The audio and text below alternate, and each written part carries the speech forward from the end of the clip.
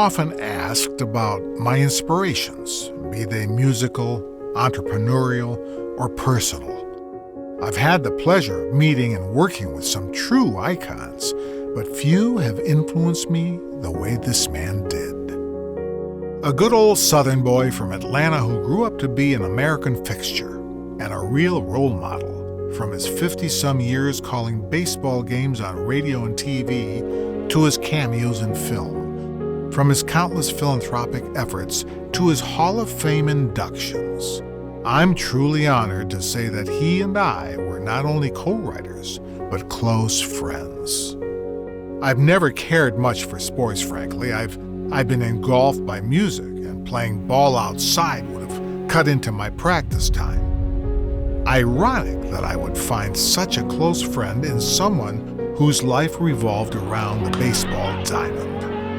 Ernie Harwell was that man. The self-described tongue-tied kid from Georgia, Ernie became the voice of the Detroit Tigers in 1960 after short broadcasting stints with the Dodgers, Giants, and Orioles. He made his home here in Michigan, where he would become adored by baseball fans. But what many don't realize is that Ernie was more than a sportscaster.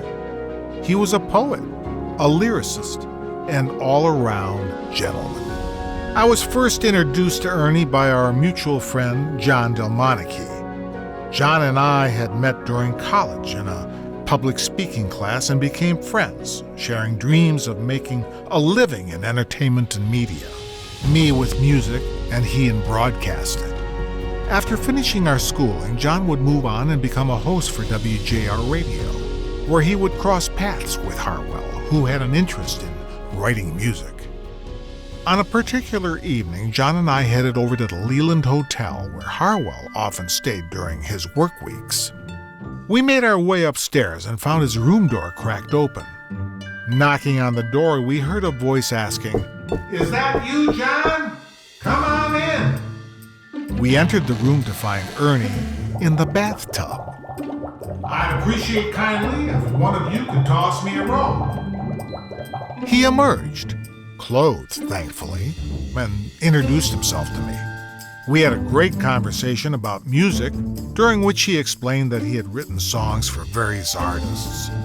Soon after our meeting, Harwell presented me with a lyric he had penned titled "Crowd Pleaser" and asked me if I could write a melody for it. Crowd pleaser, you're a crowd pleaser. I did some demos of the song with singers Ursula Walker and a fellow by the name of Chuck Boris. And Harwell liked it so much that he presented it to none other than Jose Feliciano, who obliged and recorded the song. Jose Feliciano has recorded one of them.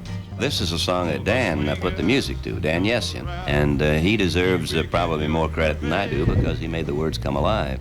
Unfortunately, the record never saw the light of day due to the nature of the music business, but it did mark the beginning of our musical relationship. Crowd pleaser, you're a crowd pleaser, but someday I hope to see you leave the crowd and make me proud by pleasing only me.